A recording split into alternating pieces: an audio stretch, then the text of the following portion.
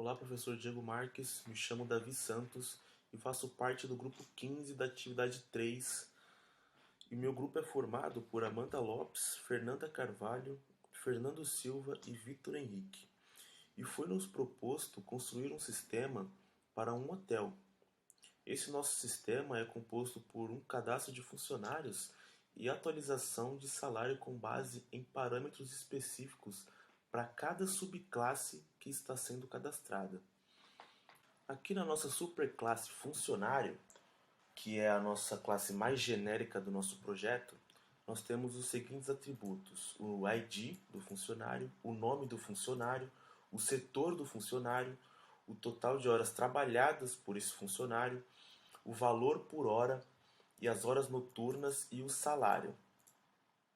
Todos eles passando a visibilidade como private, como privada, assim tornando o encapsulamento possível nessa classe. Aqui nós temos os métodos acessores, gets e sets, de todos os atributos, o getID, setID, e aqui de todos os atributos. Aqui nós temos o cálculo, aqui nós temos um método para cálculo de pagamento, que aqui nós temos para calcular as horas noturnas, se caso o funcionário tiver trabalhado no período noturno. Nós temos aqui uma variável para armazenar o salário final do funcionário, as horas trabalhadas vezes o valor por hora, mais o cálculo de valor noturno, que é essa variável aqui. Nós também temos, somando também a taxa, que essa taxa aqui fica por conta das subclasses, que vão fazer algum cálculo para ser somado no salário. E aqui a gente apenas atribuímos essa variável no nosso atributo salário, certo? Agora nós passamos aqui para o método inserir dados, que aqui a gente utilizou o JOptionPane para fazer a atribuição desses dados. Aqui nós atribuímos o ID usando o JOptionPane, digite o ID do funcionário, o nome usando o JOptionPane também. Aqui fazendo um casting para double, por conta do JOptionPane só atribuir valores do tipo string. Então nós temos que passar esses atributos aqui para double e atribuir nos atributos. Nós temos aqui também um método para mostrar os dados do funcionário, onde nós pegamos aqui, criamos uma variável mensagem e vamos incrementando novas linhas de texto a ela, passando aqui o ID do funcionário, puxando da superclasse ID, pegando esse ID aqui. Aqui nós pegamos também o nome e o setor. Nós também fizemos uma formatação do salário, né, para aparecer o salário do tipo real, em valor monetário.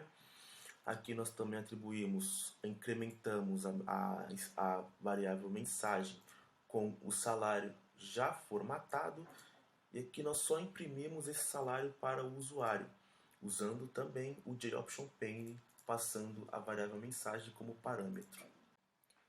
Já aqui nós temos a subclasse manobrista, que estende da classe funcionário. Aqui nós temos a herança de fato acontecendo. Nós temos também um atributo específico para essa classe manobrista, o get e o set para esse atributo. Aqui nós temos o método calcular pagamento, que está vindo da superclasse funcionário, que está sendo subscrito aqui.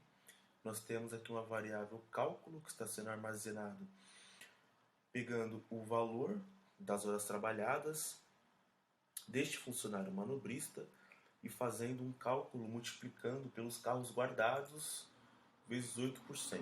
E aqui nós estamos jogando esse cálculo para esse método como parâmetro, para que nesse parâmetro seja acrescentado mais essa taxa, onde esse parâmetro entra aqui nessa taxa e aqui é somado. Já na classe atendente, também a mesma coisa. Nós temos a subclasse atendente, que estende de funcionário. Aqui nós temos um parâmetro específico para ela, um atributo específico para ela. Nós temos os gets e os sets para esse atributo. o método calcular pagamento, que está sendo sobrescrito da classe funcionário também. E aqui a mesma lógica de cálculo de pagamento. Aqui a mesma atribuição também no método. Nós temos aqui também a classe camareira, que também, por sua vez, tem o seu atributo específico, os gets e os sets para esse atributo. O método calcular pagamento, que está sendo sobrescrito também. Aqui nós temos uma sobrescrita onde aqui está sendo calculado com 5%, onde atendente era 8%, e camareiro também, e manobrista era 8%. No camareiro nós temos 5%. E aqui também, por sua vez, está passando como parâmetro essa variável cálculo. Na subclasse lavandeiro, que está estendendo também de funcionário, nós temos um atributo específico para ela, seus gets e sets, o método calcular pagamento, que está fazendo também uma sobrescrita do método da classe pai, funcionário. E aqui também nós temos um outro tipo de porcentagem, que nós estamos passando 10% em cima das peças de roupas lavadas e passando a variável cálculo para esse método. Aqui na nossa classe main, nós temos uma variável solta chamada cargo, onde nela será armazenada uma das quatro profissões que nós temos no nosso sistema, que são manobrista, atendente, camareiro e lavandeiro.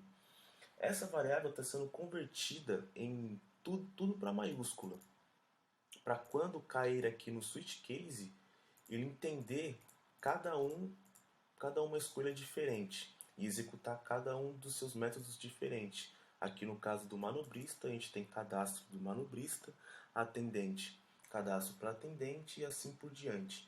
Caso o usuário digite algum cargo que não exista, além desses 4, ele vai dar um erro de cargo inválido e vai parar o sistema, certo? Aqui, no nosso primeiro método de cadastro manobrista, a gente criou uma nova instância de manobrista, da subclasse manobrista. A gente seta o setor para ela, passando a variável que a gente criou lá em cima, que é essa variável aqui. A gente chama o método inserir dados. A gente chama o método set carros guardados, porque o manobrista ele tem um bônus de carros guardados. Aqui a gente pede um input do usuário para digitar quantos carros guardados o manobrista teve. Aí a gente coloca dentro desse atributo, certo? O manobrista a gente também colocou um método de calcular pagamento, certo? A gente colocou também um método para mostrar os dados, correto? E aqui, nesses outros 3 métodos, é praticamente a mesma coisa, só mudando a subclasse, que aqui no caso seria atendente, e aqui a quantidade de quartos alugados, aqui seria cadastro de camareiro, e aqui também quartos arrumados, e aqui o cadastro de lavandeiro, de quantidade de roupas lavadas. Aqui está composto o nosso método main, certo? Aqui agora nós vamos executar o sistema para ver o seu funcionamento.